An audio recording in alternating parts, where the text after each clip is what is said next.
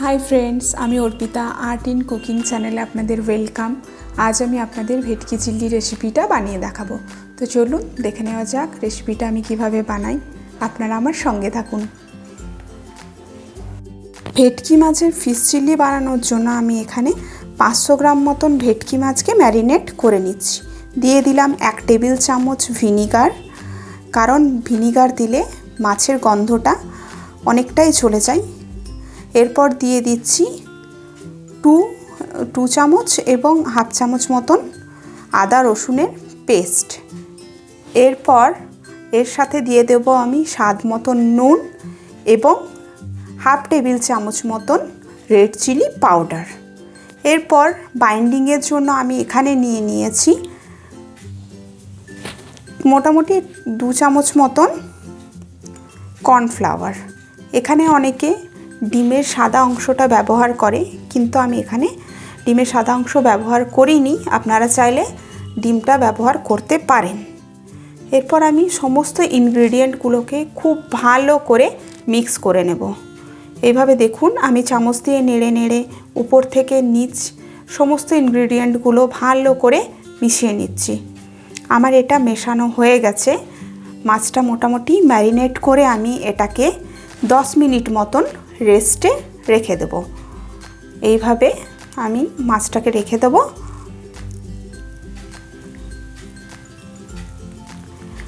এরপর আমি একটা বাটিতে নিয়ে নিচ্ছি মোটামুটি 3 টেবিল চামচ মতন টমেটো কেচাপ, আর সাথে নিচ্ছি আমি এই হাফ টেবিল চামচ মতন হচ্ছে রেড চিলি সস। তার সাথে দেব হচ্ছে এখানে হাফ চামচ মতন সয়া সস। এটা আমি আন্দাজ করে দিচ্ছি, আপনারা চামচ দিয়ে মেপে নিতে পারেন। এরপর দেব হচ্ছে আমি হাফ টেবিল চামচ মতন গ্রিন চিলি সস। এইভাবে আমি দিয়ে দিলাম। এরপর আমার মনে হয়েছিল যে টমেটো সসটা আরেকটু দিতে হবে, কারণ মাছের পরিমাণটা বেশি আছে, তার জন্য আমি আরেকটু টমেটো সস এতে অ্যাড করে দিলাম। এরপর এই সসের মিশ্রণটাকে চামচ দিয়ে খুব ভালো করে উপর নিচ করে আমি এটাকে মিশিয়ে নেব। এটা আমার গ্রেভির জন্য রেডি হয়ে গেছে। এইভাবে আমি সসটাকে পুরোপুরি খুব ভালো করে মিক্স আপ করে নিলাম, যাতে এটা মানে যখন আমি মাছের মধ্যে দেব তখন যেন ভালোভাবে ফ্লেভারটা আসে। এরপর আমি কড়াতে তেল গরম হতে দিয়ে দিয়েছিলাম। এই তেলের মধ্যে ম্যারিনেট করে রাখা ভেটকি মাছগুলো এক এক করে দিয়ে দেব। এই দেখুন, এই প্রথমে যখন আমি মাছগুলো দিই তখন গ্যাসের ফ্লেমটা কিন্তু খুব হাই ছিল। এরপর আমি আস্তে আস্তে ফ্লেমটাকে লো ফ্লেমেই কিন্তু আমি এটাকে ভাজতে থাকবো খুব ভালো করে, কারণ ফ্লেমটা লো করে দিলে মাছগুলো খুব ভালো ভাজা হবে এবং পুড়ে যাবে না বা কোনো রকমের কালো হয়ে যাবে না। তো সেই জন্য আমি এটাকে খুব ভালো করে ভেজে নেব। এইভাবে এক এক করে আমি 500 গ্রাম মাছ পুরোটাই দিয়ে দেব এবং এইভাবে ধীরে ধীরে আমি লো ফ্লেমে এগুলোকে ভাজতে থাকবো। দেখুন কিছুক্ষণ ভেজে নেওয়ার পর আমি দেখবো যে মোটামুটি মাছটা আমার ভাজা হয়ে গেছে। এবার আমি ছান্তা করে এটাকে একটা প্লেটের মধ্যে তুলে নিচ্ছি। অলমোস্ট আমার সব মাছগুলোই প্রায় ভাজা হয়ে গেছে। একটু লালচে কালার চলে আসলেই, কারণ ভেটকি মাছ তো একটু নরম মাছ হয়, তো খুব বেশি হাই ফ্লেমে ভাজলে এটা পুড়ে যেতে পারে, তাই আমি লো ফ্লেমেই এটাকে ভেজে নিয়েছি। এটা একটু ভাজা হয়ে গেছে আমার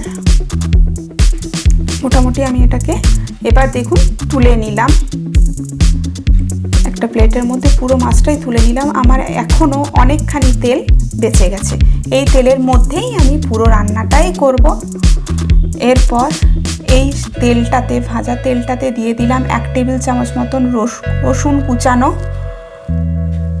এরপর দেব হচ্ছে 1 টেবিল চামচ মতন আদা কুচানো এবং সাথে দিয়ে দেব 1 টেবিল চামচ মতন লঙ্কা কুচানো। এইভাবে এই তিনটে উপকরণকে আমি খুব ভালো করে লো ফ্লেমেই কিন্তু ভেজে নেব।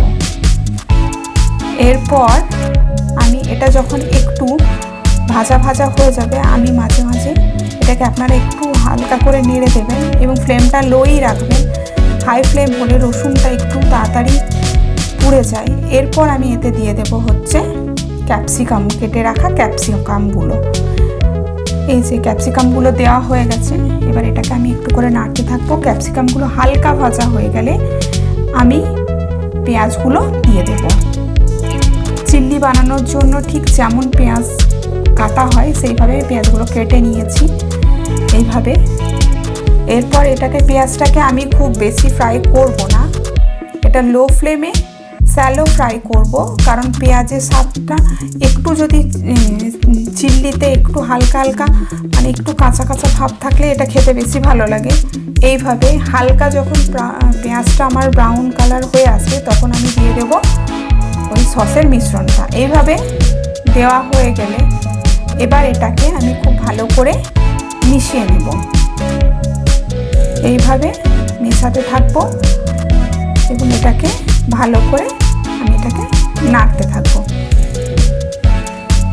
এইভাবে নাড়তে থাকবো এবং এই অবস্থায় আমার এখানে দেখানো হয়নি, আমি একটু মতন নুন অ্যাড করেছিলাম, স্বাদ মতো নুন অ্যাড করেছিলাম, খুব বেশি নুন অ্যাড করিনি, কারণ এর ফ্লেভারটা একটু হালকা মিষ্টি মিষ্টি থাকলেই বেশি ভালো লাগে চিলি ফ্লেভারটা। এবার আপনারা স্বাদ মতো নুন এতে দিতে পারেন, যে যেমন পছন্দ করেন। এইভাবে এটা যখন খুব ভালো করে মানে আমি লো ফ্লেমেই পুরো রান্নাটা করব, এটা লো ফ্লেমে এইভাবে হতে থাকবে এবং মাঝে মাঝেই আমি এটাকে নাড়তে থাকবো, কারণ তাছাড়া এই সসের এই মিশ্রণটা হয়তো লেগে যেতে পারে। এইভাবে আমি এটাকে নাড়তেই থাকবো, মাঝে মাঝেই নাড়তে থাকবো এবং একটু যেন সসটা ভালোভাবে কুকড হয়ে যায় সেই জন্য মাঝে মাঝে এটাকে নেড়ে নিতে থাকবো। দেখুন কালারটা খুব সুন্দর এসেছে এবং এটা খেতে অসাধারণ হয়েছিল, আপনারা করে দেখবেন।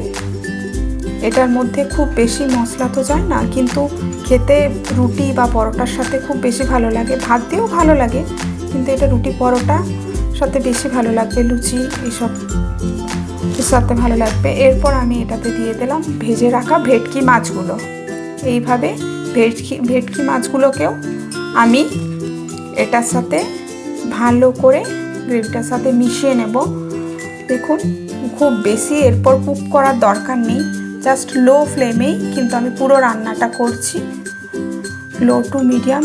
এরপর আমি গ্রেভিটাকে আরেকটু ঠিক করার জন্য 1 চামচ মতো কর্নফ্লাওয়ার আমি এটা আরেকবার একটা বাটির মধ্যে গুলে এটাতে দিয়ে দেব এবং দেখুন গ্রেভির কনসিস্টেন্সিটা আরেকটু ঠিক হয়ে যাবে এবং এটা খেতে আরও ফ্লেভারফুল হবে। এইভাবে দেখুন আমার প্রায় অলমোস্ট রান্নাটা হয়েই এসেছে এবং কালারটা খুব সুন্দর এসেছে।